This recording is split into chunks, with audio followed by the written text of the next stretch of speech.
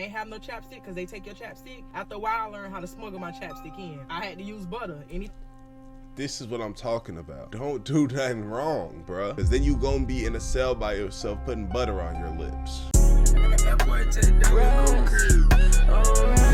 Today we're watching male officer tries to have relations with me in prison the first time. Prison gotta be in the top 5 scariest, wildest places in the world. Like, it's a whole different political system in there. Your job pay you 5 cents an hour. Somebody screaming in pain in the cell next to you. It's just not a good place. So I'm gonna tell you about the first time I got approached by an officer, a male officer in the Department of Corrections for relations.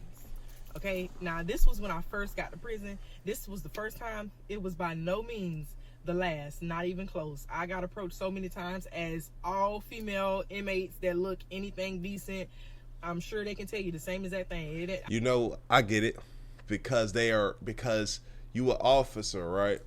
You might, let's say you're not getting none at the crib or something like that.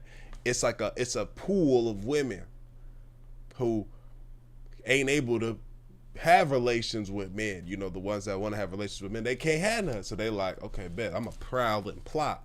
You know what I'm saying? I'm gonna see what the deal is, and they try to make things shake. I wasn't special, okay? That's just the culture in there. So, like I told y'all, when I first got to prison, I was scruffy looking. I ain't look like this at all. My lips was chapped, as all out those, and I seen a comment somebody put on one of my videos, and I know they've been locked up because they was like, use butter. I learned that down the line, okay? When I was in confinement and I ain't have no chapstick because they take your chapstick, after a while I learned how to smuggle my chapstick in. But I had to use butter. This is what I'm talking about. Don't do nothing wrong, bruh. Don't do nothing wrong. Because then you gonna be in a cell by yourself putting butter on your lips. Thing that was chopped, my legs and everything. I It's used to have not to use worth butter it. on it, but this was before I knew the little tips and tricks. Okay, I was crusty. My hair, I always had long hair, but it was natural back then, so it was very much like, y'all know how the little strayaways have you looking homeless all around the sides, and no matter how much you brush, if you don't lay it down with no gel or nothing, it just keep on flying away, make you look all kind of scruffy no matter how much you brush your hair. So my hair was nappy, my lips was chapped, my skin was dry because I ain't had lotions, my clothes was big, my whites was dingy because I ain't really care too much about it. I ain't have bleach. I ain't know how to play prison when I first got to prison. Okay, so I looked like a 12-year-old little girl, honestly, because I was this big.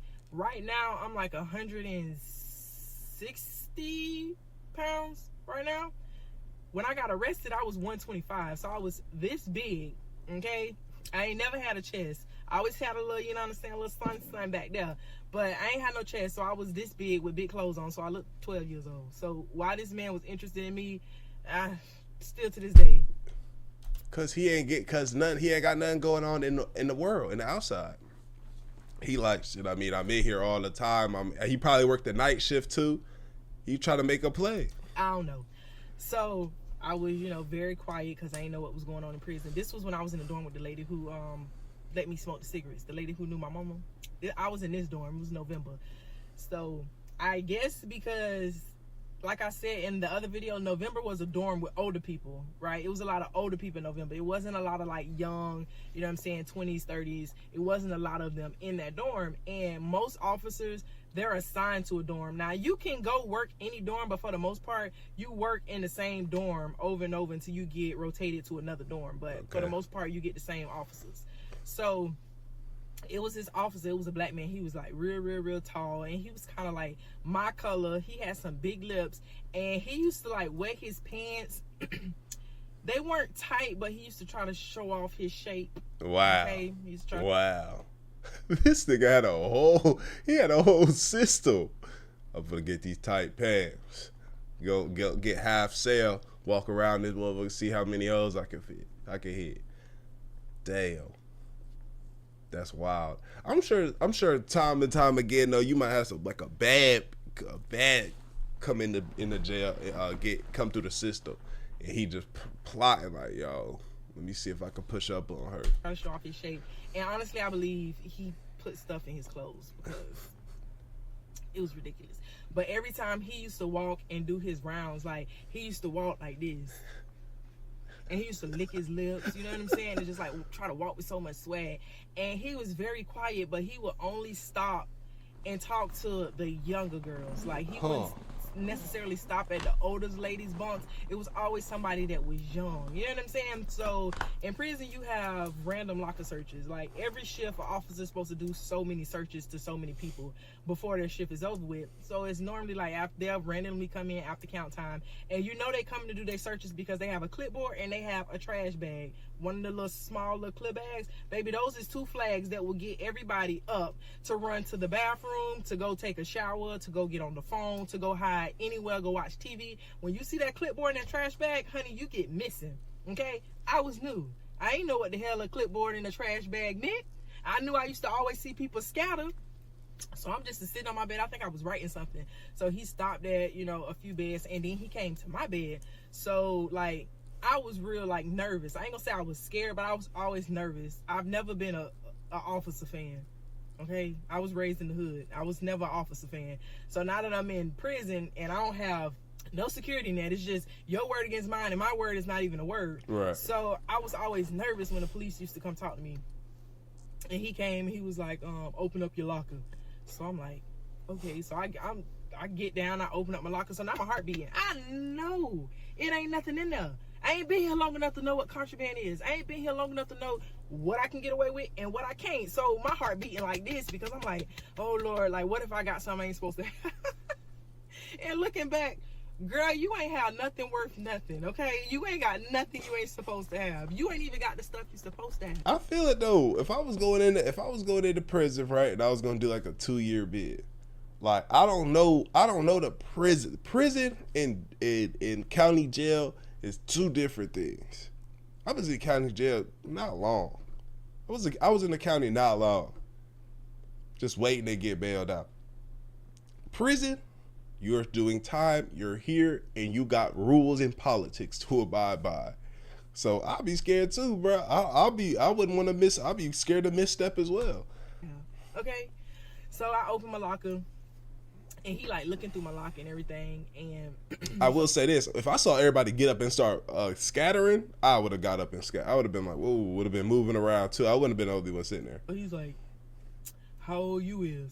So like, I was kind of like thrown off by the question because it's like, ain't no officer asked me that. You know what I'm saying? This is really the first time somebody interacted with me besides yelling at me, screaming at me, or telling me I'm doing something wrong. So when I first got to prison, I was 21. So he was like, you know what I'm saying, how old you is? And I was like, I'm 21. And he was like, oh, you're a little young, you know what I'm saying, to be in prison. This, that, and the third, like babies that are in prison, like teenagers. So he was like, you're a little young to be in prison. And I'm like, well, you know, the judge didn't feel that way. No, I was like, I wish the judge would have felt like that. And then he was like, where you from? So he went to ask me like where I was from. And at this point, like, I don't really want no trouble. You know what I'm saying? I don't want to come off. I don't want no disrespect. I don't want to be rude. So I'm like answering his questions because even though it was making me feel like a little weird or whatever, I was still answering his questions because I ain't want no smoke. I don't want no smoke, Mr. Officer. So I was telling him where I'm from, and then like he was asking me what I was locked up for, and so I'm like answering his questions, and then he was like, he was nice, so I was like, okay, he ain't, you know what I'm saying, top flight security, you know, so I'm like, okay, he cool, you know, if that's a such thing. So I'm like, all right, he all right. So like he talking, so I'm talking to him or whatever, and he was like, you real pretty, and this, that, and the third, and he was like, went to talking about my shape, and he was like, the way I walk, people have always told me I had a stink walk since I was this big, and now that I got a little weight on me, they tell me the same thing. So he was like, you got a little stink walk. So now that's sending flags in my head when he started talking about my shape and all of this and how I look, because it's like, you ain't supposed to be doing that, sir. Like, why is you watching me? Like, how you know me and how I walk? Like, I should be an inmate in a number. You shouldn't be able to tell the difference between none of us. Like, so I'm like, yeah, that nigga, he just hoarding. He just on that. He in there, he can't control himself. They need to get him out of there. You know what I'm saying? Now I'm starting to get uncomfortable or whatever. And he was like, how long you been to prison? So like I'm telling him how long I've been to prison, and I'm getting uncomfortable. He studied like I ain't got that much stuff, so it shouldn't take you that long to search my locker. And then so while he's talking, he was like, you gonna be up tonight? And I was like, huh? Like, I was kind of thrown out, like, what you mean, am I going to be up tonight? So I was like, I mean, probably, you know, like, I don't know. So he was like, I'm going to tap your bed. So I was like, well, like, where I got to go? Like, what I'm doing? And he was like, I'm going to tap your bed, you know? So I'm like, all right, you know what I'm saying? Like, he thought he was feeling her, but she don't know what's going on. I feel like I know what you're talking about, but it's not gonna go down how you think it's gonna go down. So it's like, am I gonna get in trouble? Like, what's finna happen? Like, you gonna try to hurt me, allow me? Like, what's finna happen? Because you might want sexual advances, but I'm not finna sexually advance. So I talked to the lady that knew my mama, like, after he got done searching my locker. So I waited till he was like out and he couldn't see me or whatever. So I went and talked to her, and I was like telling her like what happened, and she was like, oh, he do that all the time. He was like, and she called him like, you know, all kind of explicit things. She was like, he real nasty. She said he tried to do that with all the little girls or whatever. And then he was pointing to some other white girl, and he was like, he used to mess around with her and all this other stuff like that. And she was like, when he tapped your bed, she was like, you better not move. She was like, you better not get up, and you better not move. And she was like, you better not go to nail for you and do nothing for this man. So I'm like, wait a minute, what did you talk about? She was like, yeah, because when he tap your bed, he gonna want you to come in the foyer. And I was like, what? And I was like, but what? I was like, so I went to ask her a question. So I was like, if he want me to go in there and I don't go in there, I was like, what's gonna happen to me? Like, is something gonna happen to me? She was like, ain't nothing gonna happen to you. She was like, ain't nothing gonna happen to you. She was like, all he wants you to do is go in there and, you know what I'm saying, do whatever, you know what I'm saying.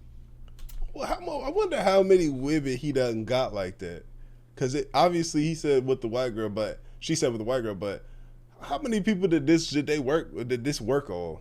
Where he was like, he just the prison guard, like he the prison guard bandit, like he in there tapping beds. What's up with y'all? He's just pushing up, tapping beds.